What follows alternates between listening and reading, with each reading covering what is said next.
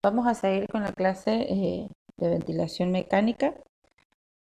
Habíamos hablado la clase pasada hasta este nivel, las variables de control. Sí, habíamos hablado de los modos, que eran cuatro: controlado, asistido controlado, soporte y espontáneo. Y para hablar de ya cada uno de los elementos que van a componer este, estos modos, vamos a hablar de las variables de control. Teníamos dos: volumen o presión, ¿sí? Esto que habíamos hablado. Pero tenemos muchos otros parámetros para controlar, para programar, para setear dentro de el ventilador y que nos ofrecen los distintos modos. Uno de los parámetros que podemos programar es la frecuencia respiratoria, ¿sí? Siempre se va a programar en función del paciente que tenemos, pero bueno, teniendo en cuenta el modo que tenemos, el volumen corriente de ese paciente, el volumen tidal, el espacio muerto fisiológico, las necesidades metabólicas, el nivel de dióxido de carbono, ¿sí?, que necesitamos que ese paciente maneje. Y también va a haber algo importante en cuanto a los modos. ¿Por qué? Porque en el modo controlado y asistido controlado yo la frecuencia respiratoria la programo, pero en modo soporte y modo espontáneo es un parámetro que yo dejo de controlar y pasa a ser controlado por el paciente. O sea que en estos dos últimos modos, el paciente, igual que cuando hablamos de ventilación mecánica no invasiva, en algunos tipos, ¿sí? Eh, no se controla la frecuencia respiratoria, sino que se deja eh, eh, que el paciente lo maneje. En ventilación mecánica no invasiva se puede programar la frecuencia respiratoria, pero en realidad no es algo que nosotros tengamos como premisa, ¿sí? ¿Por qué? Porque sabemos, como yo les dije, que una de las cosas esenciales de la ventilación mecánica no invasiva era que el paciente tenía que estar despierto y colaborador. Entonces lo que se programa es una frecuencia respiratoria mínima como de salvataje, en aquel caso que el paciente se duerma bueno, tenga apneas, ¿sí? Entonces vamos a programar un nivel bajo, un límite inferior de frecuencia respiratoria, como para asegurarnos que las demás vamos a suponer que las va a hacer él, ¿sí? Las va a hacer el paciente. En cuanto al nivel de CO2, eso más o menos ustedes, si recuerdan fisiología respiratoria de los primeros años o de otras materias, saben que no es lo mismo que yo tenga una respiración tranquila a que yo esté con una respiración más, con un ritmo más elevado, o sea, que el paciente esté taquipneico o que esté bradipneico. ¿Por qué?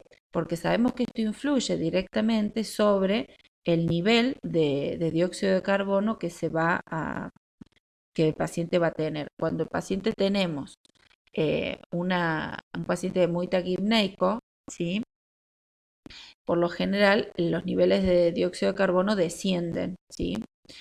Y muchas veces esto lo podemos usar como una herramienta para aquellos pacientes que ya por su patología o por su condición o por la enfermedad o el momento que están cursando, podemos usar la frecuencia respiratoria. Si podemos subirla un poco, podemos hiperventilarlo para hacer que pueda bajar un poco el nivel de dióxido de carbono. Este es un punto que ha entrado en discusión en los últimos años de expertos que la aconsejan y otros expertos que no aconsejan esta maniobra. Pero bueno, el tema es que tiene sus pros y sus contras, pero muchas veces se sigue utilizando el hecho de subir un poco la frecuencia respiratoria para hiperventilar, para lograr bajar los niveles de dióxido de carbono. En cuanto a la tasa de flujo, ¿sí?, nosotros hay una parte en algunos ventiladores que lo podemos ver, que es con un número, ¿sí? Se mide en litros minuto. Eh, es el volumen del gas que el ventilador le va a dar al enfermo en una unidad de tiempo, ¿sí? Eh, tenés un rango entre 40 y 100 litros minuto, siempre la tasa de flujo o el nivel de flujo o el flujo pico, que muchas veces también le llaman de esta manera, el ideal va a ser el que el paciente necesite. Hay patologías que se ven beneficiadas con flujos un poco más elevados y otras no. ¿Sí? Eso va a ser dependiendo las características clínicas de nuestro paciente. El patrón de flujo se refiere a las, ¿se acuerdan esas curvas que ustedes veían ayer?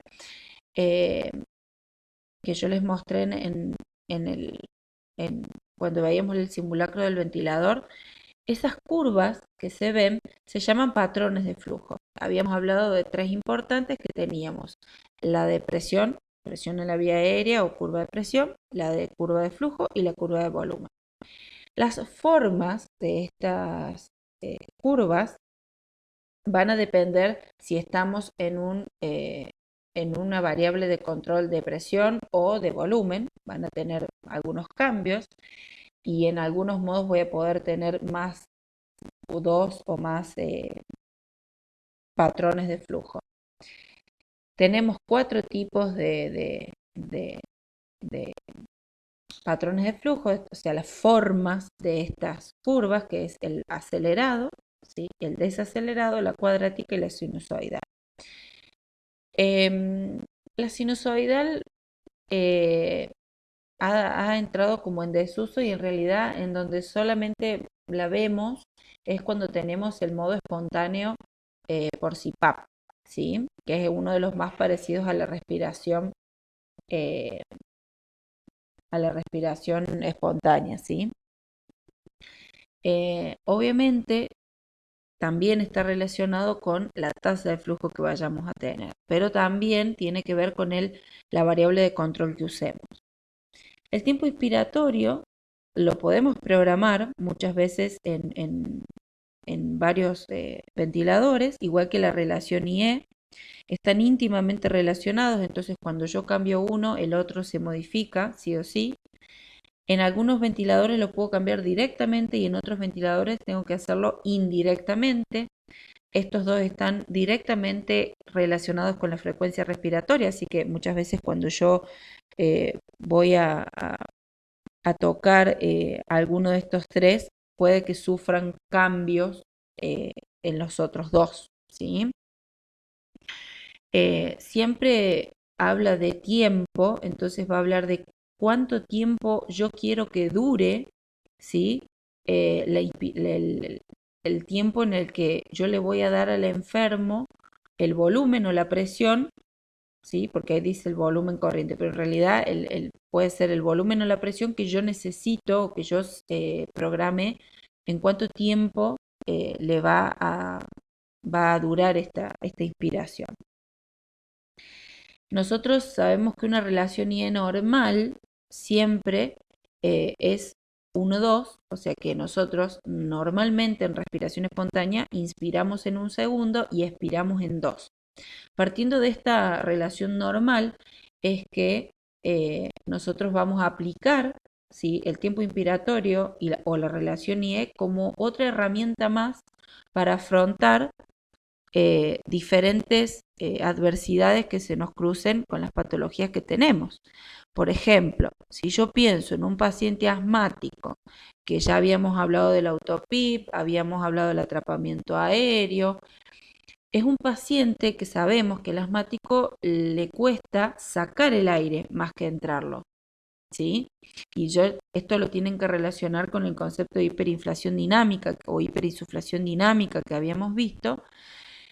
Entonces, estos pacientes muchas veces requieren que yo modifique estos parámetros, por ejemplo, le dé una relación IE de 1-4, o sea, que puedan inspirar en 1 segundo o menos, muchas veces de 1 segundo, y puedan tener por lo menos 3 o 4 segundos de expiración. ¿Por qué? Porque son pacientes que su patología pulmonar hace que ellos tengan un vaciamiento muy lento. Entonces yo necesite darle todo ese tiempo al pulmón para evitar el colapso de las vías aéreas periféricas y de los alveolos. Entonces son todas cosas que se van tornando herramientas útiles, ¿sí? Para yo modificarlas en base a cada paciente, a cada patología y a cada variable de control y a cada situación que tenga. Esto ya se los había mencionado, la sensibilidad o Tiger o disparo es un mecanismo que también lo voy a programar, ¿sí? Cuando estoy seteando el ventilador.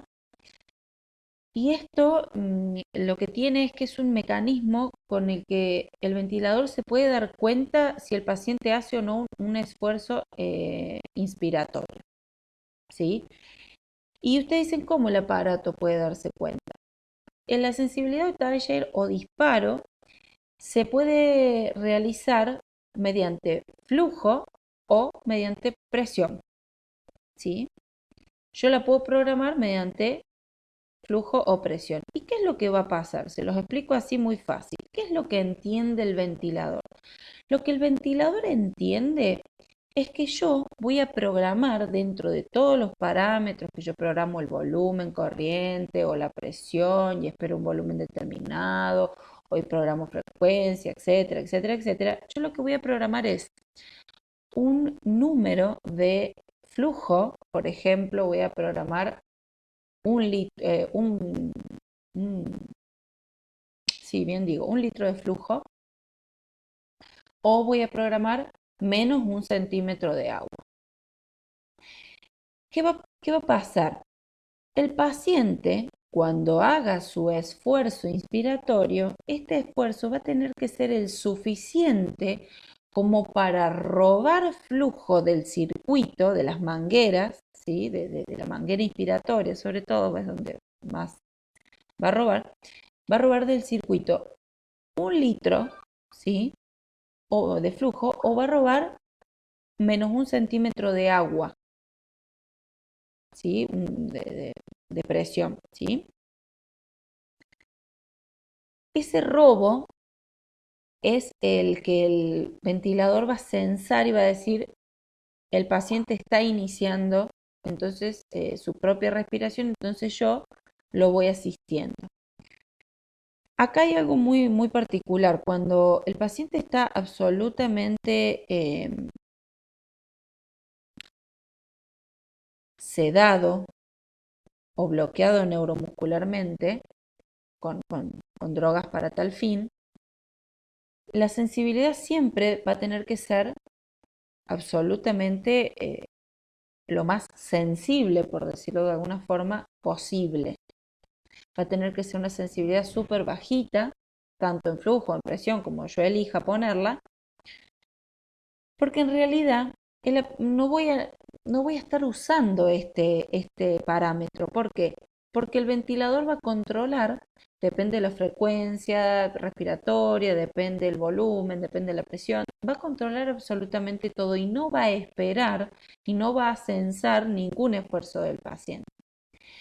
La sensibilidad entra en juego cuando yo tengo un paciente que se empieza a despertar o que tiene niveles de sedación superficial y que yo tengo un paciente que empieza a interactuar con el ventilador. Entonces ahí es donde se convierte en un parámetro muy útil y que yo tengo que prestarle muchísima atención. Es una de las primeras cosas que tengo que mirar, porque si no está correctamente programado, para ese paciente en ese momento, el paciente va a empezar a competir. O porque yo se lo puse muy sensible y va a disparar muy seguido el ventilador y le va a mandar muchas emboladas de aire juntas. O por el contrario, ¿sí? Va a ser, si yo la pongo muy alta la sensibilidad o muy duro, como se dice, duro entre comillas, porque es un término coloquial que usamos muchas veces acá cuando nos manejamos con este parámetro, el paciente no va a poder ventilar, no va a poder disparar ¿Por qué? Porque va a estar tan alta la sensibilidad o tan alto el Tiger, ya sea por flujo o por presión, que no va a alcanzar a robar lo suficiente de flujo o descender la presión por robo de presión y no va a poder disparar el ventilador. El ventilador igual le va a mandar las emboladas, pero no las que él quiere. Entonces el paciente va a empezar a hacer un esfuerzo inspiratorio, ¿sí? Y va a tener la sensación de como si le estuvieran tapando la boca y la nariz y quisiera entrar aire y no puede. Bueno, si bien el ventilador le va a mandar la embolada de aire, pero no cuando él quiere. Y el arte de, de este, de esta especialidad que es la ventilación mecánica, cuando el paciente se está despertando, el arte, bien digo, es poder entender las necesidades del paciente y poder acomodar el ventilador al paciente y no al revés. No el ventilador, no que yo duermo al paciente porque no quiero que me haga una asincronía o una competencia con el respirador. Si mi intención siempre va a ser poder retirarlo de la ventilación mecánica y que vuelva a respirar por su cuenta, entonces soy yo, la persona, el operador, el responsable de hacer cómodo esta transición, este momento de ventilarlo. Y una de las cosas más importantes que tengo que tener en cuenta es la sensibilidad Tiger o disparo, ¿sí? Si no está bien programado, va a desencadenar asincronías. Las asincronías que desencadena tienen nombre y son altamente conocidas. No lo vamos a ver nosotros porque sería ya entrar en un campo mucho más específico y quiero que empiecen a conocer lo básico primero. La FiO2, que es el, las siglas que quieren decir fracción inspirada de oxígeno, también la pueden ver en los ventiladores como concentración de oxígeno, es exactamente lo mismo, o sea, la concentración de oxígeno o la fracción inspirada de oxígeno es el porcentaje de oxígeno que yo le voy a dar al paciente. Nosotros ahora estamos respirando una mezcla de gases, ahora digo porque estamos ventilando espontáneamente, y estamos ventilando una mezcla de gases. Sabemos que la atmósfera tiene oxígeno, nitrógeno, dióxido de carbono y un montón de gases más. Y el oxígeno que está en la atmósfera está al 21%. ¿Sí?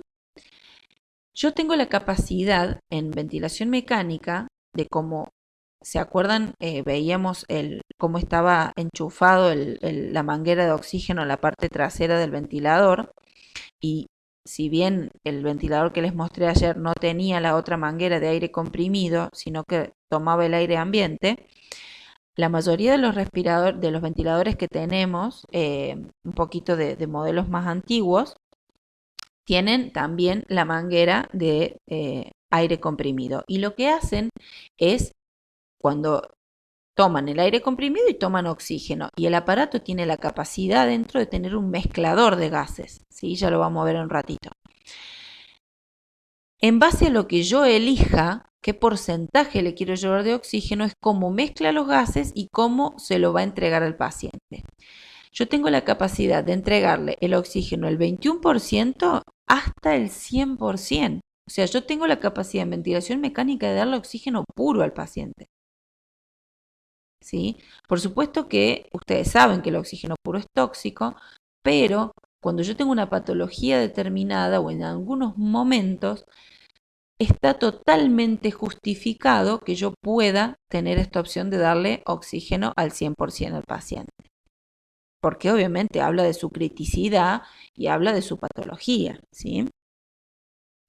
Esto lo voy a regular permanentemente en base a la saturación de oxígeno que yo pueda ver en el monitor de signos vitales, cuando hablamos de la oximetría de pulso, ¿sí? Eso lo tienen en la teoría de la parte donde tienen monitoreo continuo, lean esa parte, ahí van a entender bien eso. Y otra parte, como yo puedo averiguar cómo está la oxigenación, es tomar una pequeña muestra de sangre arterial. Por lo general se pincha la arteria radial en la muñeca, al nivel de la muñeca. Se toma muy poquita cantidad de sangre, menos de un centímetro, y se pasa por un aparato de gases arteriales o de gases que se le dice, y me va a alargar una gran información. Entre los datos que me va a dar este aparato va a ser el oxígeno en sangre arterial, la presión parcial de oxígeno en sangre arterial. Y ahí yo tengo que tener, ¿sí? Si ustedes lo han visto seguramente en otras materias, lo normal en un adulto es entre 95 y 100, ¿sí? A veces nosotros en terapia intensiva tenemos rangos un poquito más permisivos, que son entre 90, arriba de 90, o a partir de 90 a 100, ¿sí? Consideramos eso como bueno, digamos. No digo normal, pero bueno, a partir de los 90 eh, eh, este, en presión parcial de oxígeno.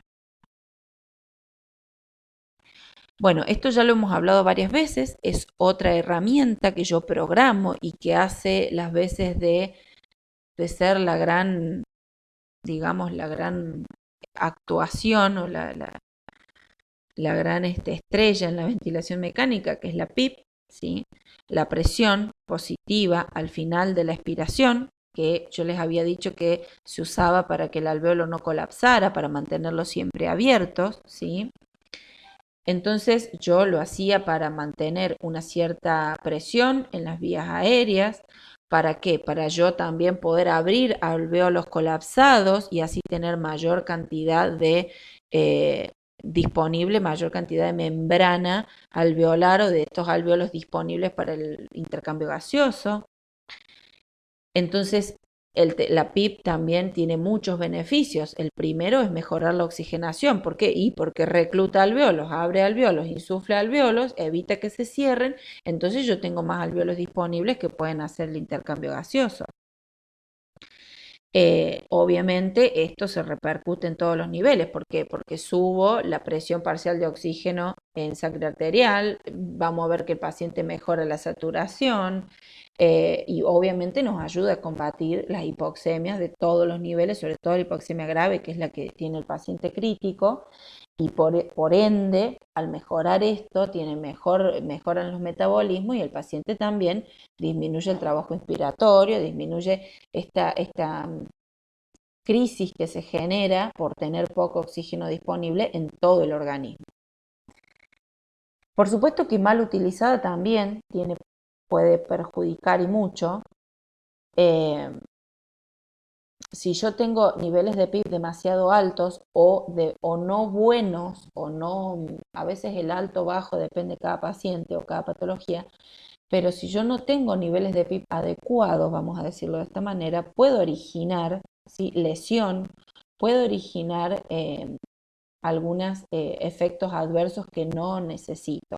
Por ejemplo, la disminución en el índice cardíaco, sí, porque acuérdense que nosotros ya teníamos, cuando estudiamos los efectos de la ventilación mecánica, la positividad que se originaba en la ventilación mecánica, lo primero que pasaba era la disminución del retorno venoso y eso hacía toda una cadena de cosas que terminaba bajando la presión. Que yo les decía, cualquier paciente que uno conecte a la ventilación positiva, ya sea invasiva o no invasiva, la presión tiende a caer por este efecto que es el más importante que se sucede a nivel del aparato cardiovascular. También otra cosa es que si yo tengo niveles de PIB demasiado altos, puede originar un rompimiento, una ruptura, ¿sí? Porque tengo demasiado insuflado los alvéolos, no los dejo que puedan vaciarse en una tendencia correcta, esa tendencia de retracción que tiene el pulmón, y puedo generar una lesión por barotrauma, ¿sí? Hay otros complementos que yo los voy a usar en base a las necesidades que tenga cada paciente, que es la pausa inspiratoria, por ejemplo, ¿sí? Yo les decía que en clases pasadas que nosotros usábamos la pausa inspiratoria, la usábamos con la variable de control de volumen en un modo controlado con la variable de control volumen, podíamos poner una pausa inspiratoria directamente, era un complemento al que accedíamos directamente, y que esta pausa inspiratoria era la que me hacía que yo pudiera cerrar la válvula expiratoria por unos milisegundos, ¿sí? Para que no viniera enseguida la expiración. Entonces yo dejaba, se hacía la inspiración, la pausaba un ratito, cerrando la válvula expiratoria medio segundo, y luego venía la expiración porque se abría la válvula expiratoria.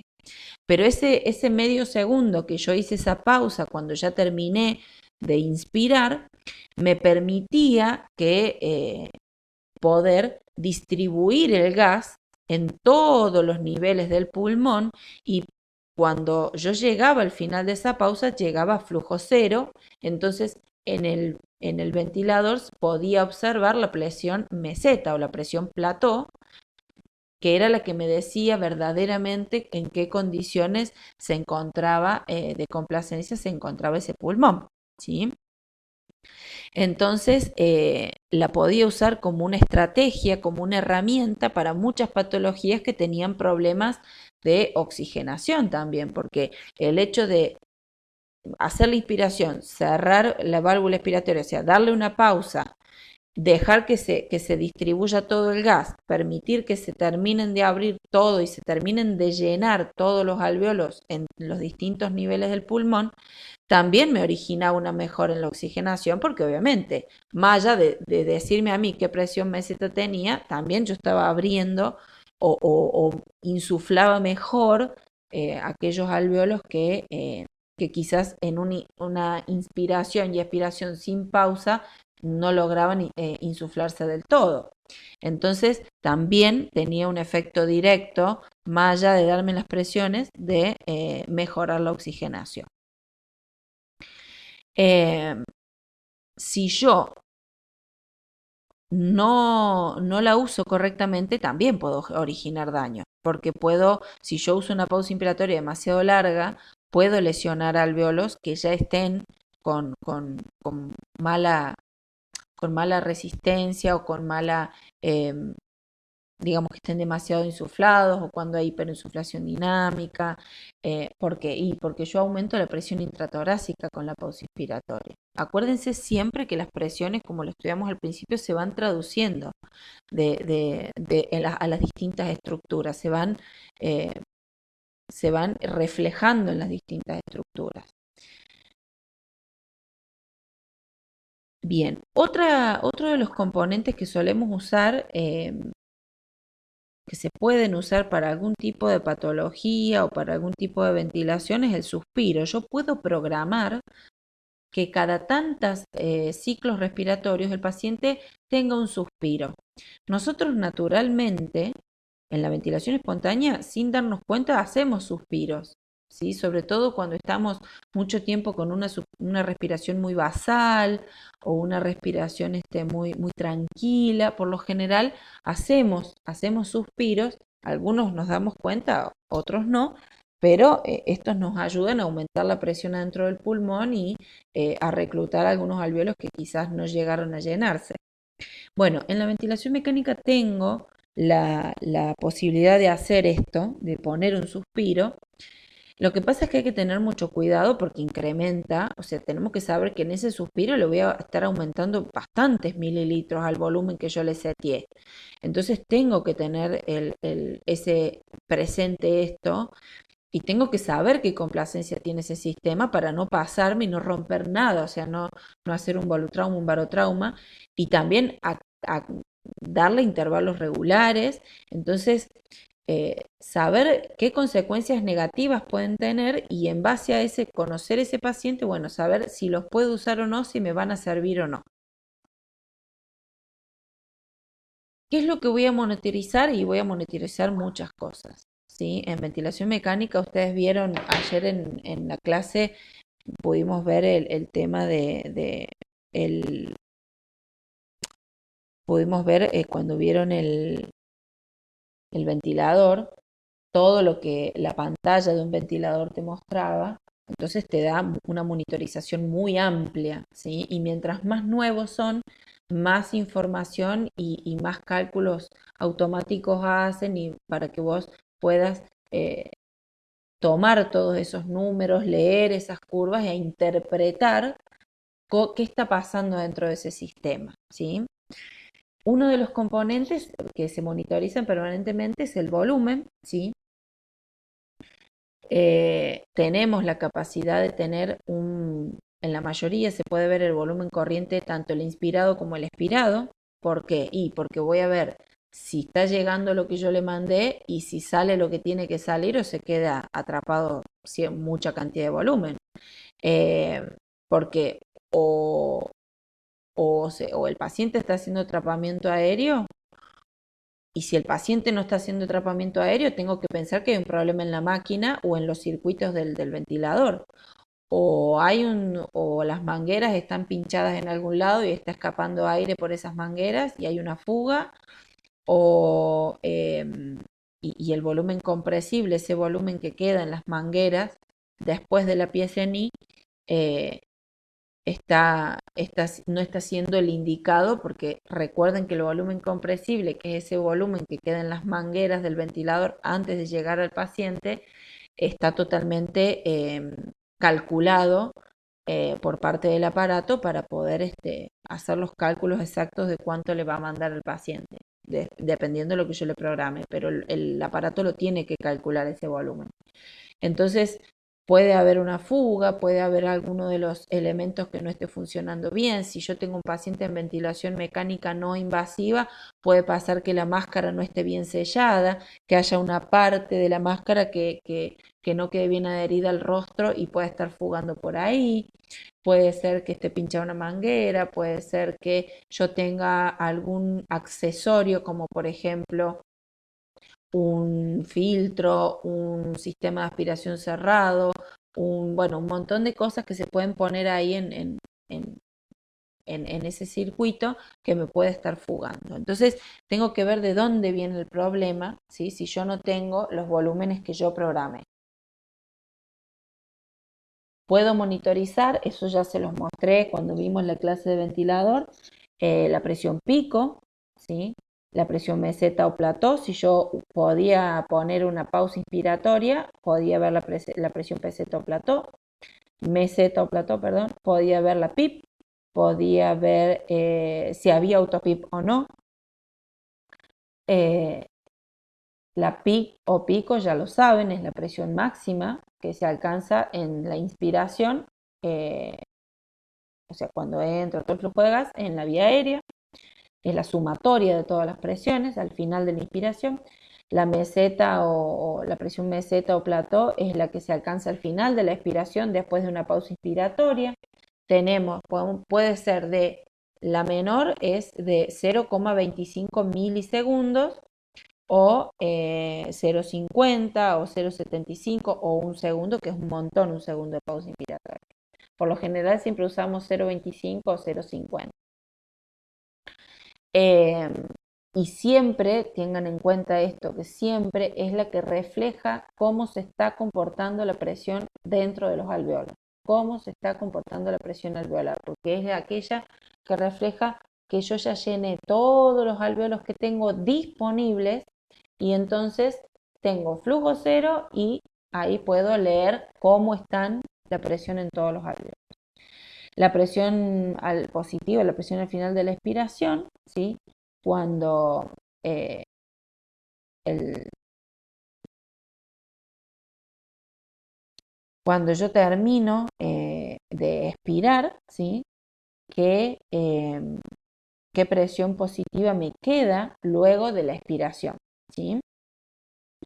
Eh, si, si yo estoy ventilando espontáneamente y me dicen ustedes, estoy ventilando sin ningún tipo de aditamento y respirando a presión atmosférica, ustedes me van a decir que podría parecerse o reflejarse a lo que era el volumen residual. ¿Se acuerdan que cuando hablábamos del cuadrito de volumen y capacidades, podíamos decir que el volumen residual era este volumen que nunca se iba del pulmón, que permitía que el pulmón siempre estuviera abierto, ¿sí? Que por más que yo entrara y sacara aire con fuerza, o sea, con una inspiratoria forzosa o con una expiratoria forzosa, siempre quedaba, o sea, después de una expiración forzada, siempre quedaba volumen residual. Bueno, cuando estoy sometido a ventilación mecánica, después de la expiración siempre va a quedar presión positiva al final de la inspiración. Y siempre vamos a programar un mínimo de PIB. La PIB universal para todas las patologías es de 5 centímetros de agua.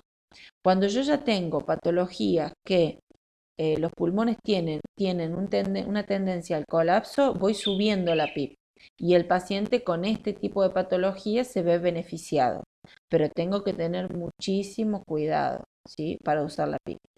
La autopip era la presión que quedaba del atrapamiento aéreo, que le decimos autopip o pip intrínseca, que es la que queda después de terminar la expiración, pero que es propia del paciente, ¿sí?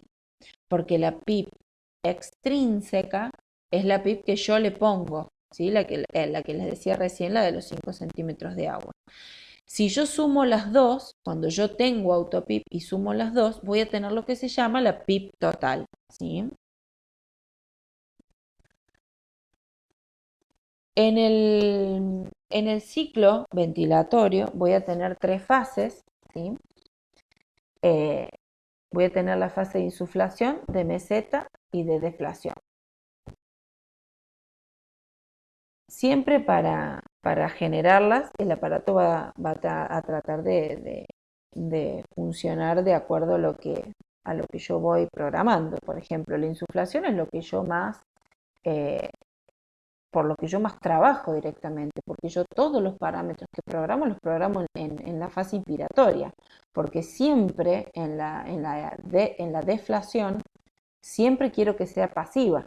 Entonces, donde yo hago todo mi trabajo de seteo, de programación, va a ser en la fase de insuflación.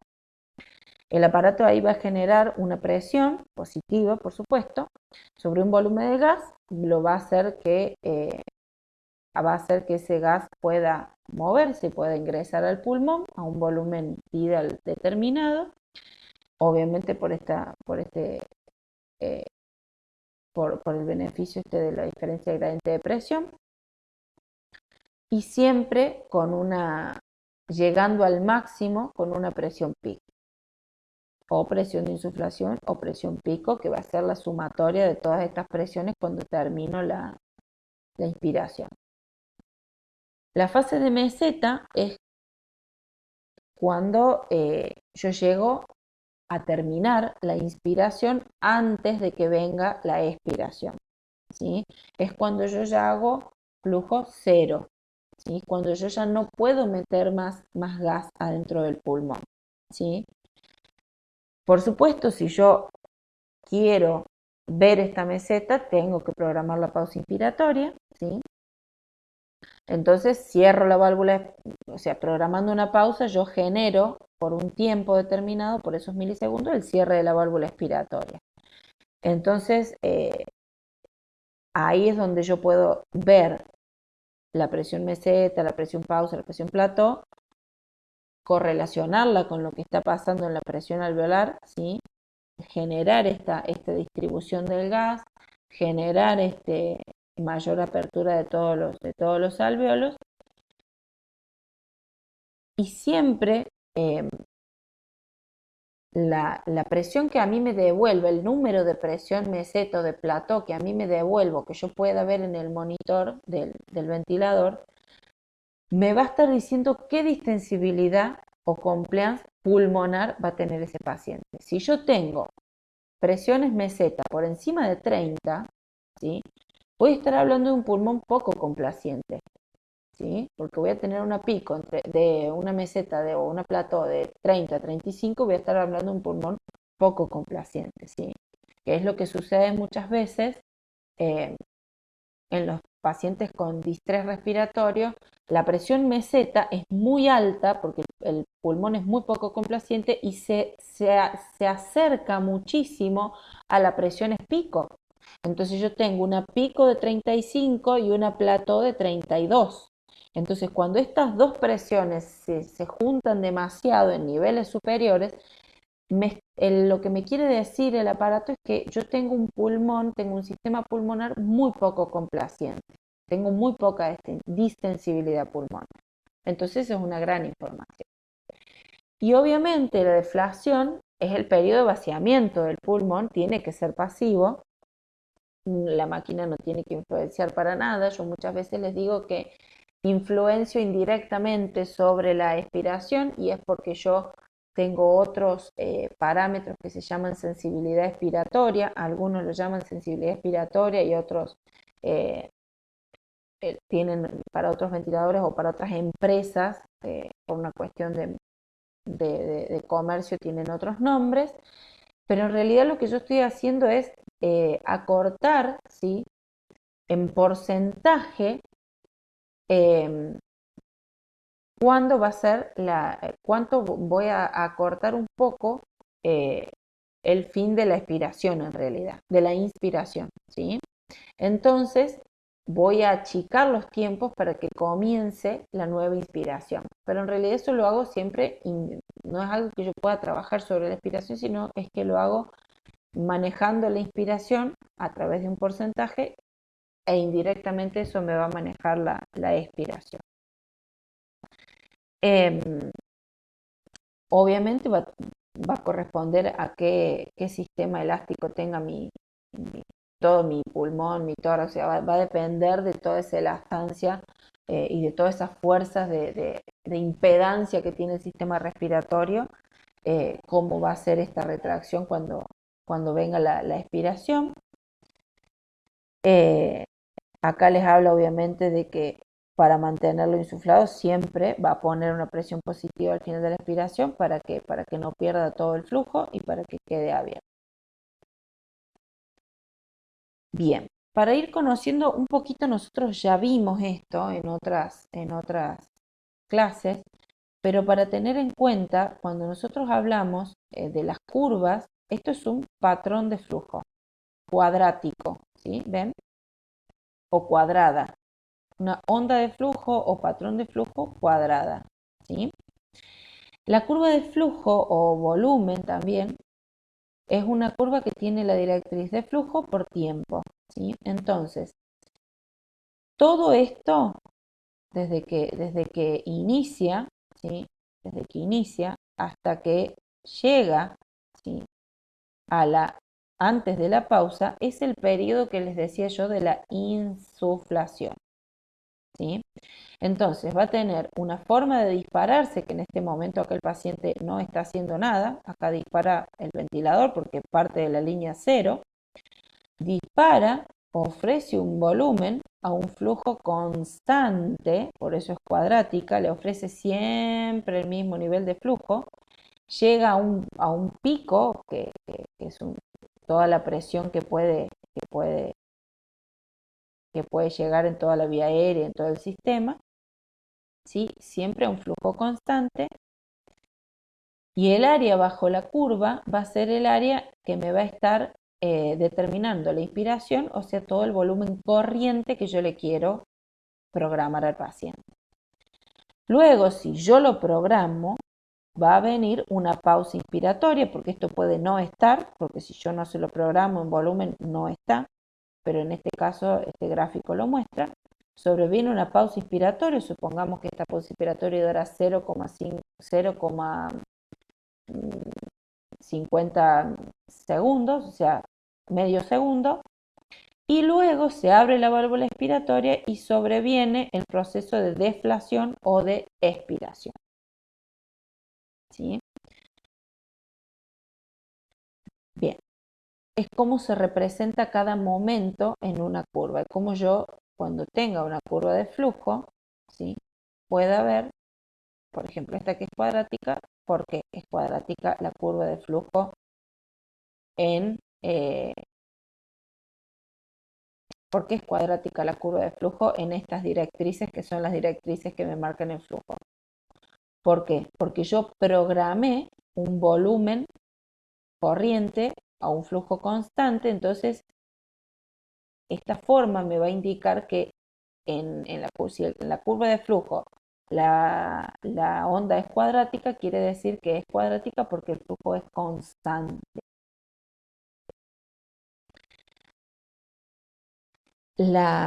La curva de presión, ¿sí? La curva de presión en digamos, la onda, le voy a decir así, la onda de presión en la curva de presión tiempo eh, también tiene su forma, ¿sí? En este momento lo que les muestra es la inspiración, ¿sí? Llega la inspiración, se produce, hasta acá sería la inspiración, ¿no? Se produce una presión pico, porque obviamente yo le programé, supongamos, 15 centímetros de agua, ¿no? Bueno, quiero que al paciente le entren 15 centímetros de agua. Bueno, entran 15 centímetros de agua, se entregan esos 15 centímetros de agua y de flujo. Bueno, ustedes saben que no es agua, saben que se mide en centímetros de agua la presión. Pero bueno, le entrego esa presión, llega al tope, al nivel donde yo programé. Ahí este nivel, este piquito acá marca la presión pico, porque es la presión máxima de todo lo que yo le mandé, de la embolada de aire, de la presión que tiene. Y luego le programé, no se lo puedo programar acá directamente, sino que se hace indirectamente, una presión de pausa, y sobreviene, se abre la válvula expiratoria y sobreviene la expiración. Pero lo que sí quiero que sepan es que nunca va a volver a cero, ¿sí? ¿Por qué?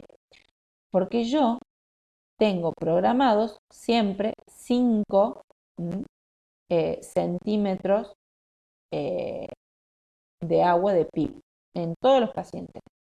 Hay pacientes que le puedo poner un poquito menos de PIB, que es cuando están con mucha auto-PIB, y yo estoy en pleno tratamiento con corticoides, con beta bloqueantes, con nebulizaciones o PAF, que también se pueden hacer a pesar de que el paciente esté con ventilación mecánica invasiva, también se puede nebulizar, también se puede hacer PAF, pero muchas veces en ese momento trato a veces de no poner PIP para no generar más autopip, pero a veces no tengo buen resultado, entonces tengo que seguir con la medicación y el paciente hace mucho esfuerzo inspiratorio, entonces sí o sí le tengo que poner PIP.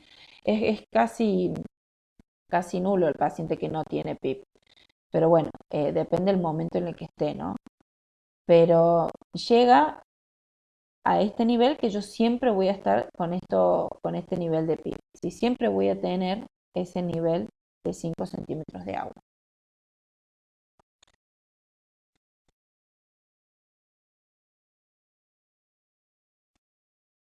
Bien, acá se me cruzó. Bueno, esto ya lo hemos visto, ¿sí? Si yo quiero hacer un control total o quiero hacer un control parcial, tengo los 4 modos que ya se los dije: controlado, asistido controlado, soporte y espontáneo, ¿sí? La controla el ventilador. Los modos son estos 4: la asistencia total, la asistencia parcial, y es como para cerrar el tema. Y en la asistida controlada voy a permitir que el paciente interaccione, ¿sí? Y que haga sus propias respiraciones, además de las que le programo con el ventilador. Y hay que tratar de que esto sea una armonía, hay que tratar de que esto haya una sincronía paciente-ventilador para que sea algo lo más cómodo para el paciente. Y en cuanto a la asistencia parcial, tenemos la presión de soporte y la presión positiva continua en la vía aérea, que es el CPAP. Hay muchos otros, estos son los modos convencionales, hay muchísimos modos no convencionales de asistencia total y parcial. Nosotros solo vamos a ver estos 4. Con esto vamos a terminar. Este es el esquema general del ventilador. Ustedes vieron en la clase de ventilador mecánico cómo estaba formado por fuera, cómo era su pantalla, qué nos decía, pero la mecánica es básicamente para todos igual. Puede tener una manguera de oxígeno, ¿sí? Que tiene oxígeno puro, y una manguera de oxígeno de aire comprimido, o como en el caso del ventilador de ayer, tenía un filtro acá, ¿sí? Y tomaba el aire ambiente. Pero la mayoría de los venti que tenemos a disposición tienen las dos mangueras, la del aire comprimido y la del oxígeno. Esta fuente de gas acá, que vemos acá, esto es un dibujo esquemático, ¿no? Es el mezclador, es la fuente de gas y es el mezclador de gases, ¿sí? Acá se mezclan, ¿sí? Luego tiene un sistema de humidificaciones internas, porque recuerden que este es un aire frío y seco, entonces hay algún tipo de, eh, internamente tiene sus sistemas de humidificaciones o sus eh, filtros humidificadores, porque además acá faltarían también los filtros, porque hay unos filtros, en algunos respi se ven, en otros no se ven, están por dentro, eh, y muchas veces acá tenemos unos que tienen acá en la manguera del aire comprimido, tienen una válvula grande, que es a esa válvula en la que si hay condensación, porque a veces no es del todo, eh, digamos, se puede producir algún tipo de condensación en el aire comprimido, cae esa agua, esa condensación en esa válvula y también tiene un filtro adentro de esa válvula, entonces siempre tratamos de que todo entre filtrado o si no también tener sistemas de humidificación y de filtrado adentro del respirador. Y luego tenemos el circuito o la parte del circuito inspiratorio del paciente. Pero bueno, obviamente que también tenemos el circuito expiratorio, ¿sí? Porque el aire va a entrar, acá hay todo un sistema de programación, ¿no? Va a entrar por acá, va a salir y va a salir por la manguerita del circuito expiratorio. Muchas veces también vas a tener sus sensores de flujo, ¿sí? En donde va a censar los flujos inspiratorios, los flujos expiratorios, ¿sí? Muchas veces depende de la tecnología, ¿no? Tenés como muchos más, los ventiladores más nuevos no tienen un solo sistema de control. Por ejemplo, acá no está, pero hay un sistema de control que es para la fracción inspirada de oxígeno, o sea, para la FiO2. A veces no solo tienen un sensor de control de celda de oxígeno para controlar que el oxígeno que yo le estoy mandando es el que me programaron, ¿sí? A veces tiene hasta dos o tres como celdas de oxígeno que son como lugares de control para saber que realmente estoy mandando la proporción de oxígeno que necesito. Por supuesto tiene el sistema de control, que es donde está la parte electrónica del aparato, que es esta parte que es donde está el microchip, o sea, está toda la parte del microprocesador, que es la parte que lo hace cada vez más inteligente al aparato. ¿Por qué inteligente? Y porque antes yo, con los ventiladores más viejitos, tenía que calcular un montón de cosas, de complacencias, de resistencia, y hoy en día son tan tecnológicos y tan avanzados que muchos de estos cálculos los hace automáticamente y hay ventiladores que se regulan solos, o sea, yo le pongo cierto sistema de control y tienen como en cada ventilación se va autorregulando para mandar lo que el paciente necesita. Por supuesto, todos los manómetros de presión, no es que acá dice manómetro de presión 1, no, pero tiene manómetro de presión para medir todas las presiones, inspiratoria, expiratoria, lo que sale, lo que entra, cuánto vuelve, o sea, todo esto es lo básico que puede tener un ventilador, pero bueno, lo que cada vez van mejorando es esto, ¿sí? El tema de la parte del microprocesador en cuanto a sus funciones, que cada vez tienen funciones más inteligentes, con cosas cada vez más simples para el operador y mucho más complejas para el aparato, pero bueno, que también tornan que la ventilación mecánica sea un poco más fácil de manejar y con conocimientos básicos a veces uno puede llegar a entender qué está pasando. Bueno, vamos a llegar hasta acá, ¿sí? Eh, en la próxima clase vamos a seguir con esto. Yo calculo que ya la próxima clase ya podríamos terminar con este tema de ventilación. Vamos a seguir hablando de ventilación mecánica, pero desde otro lugar.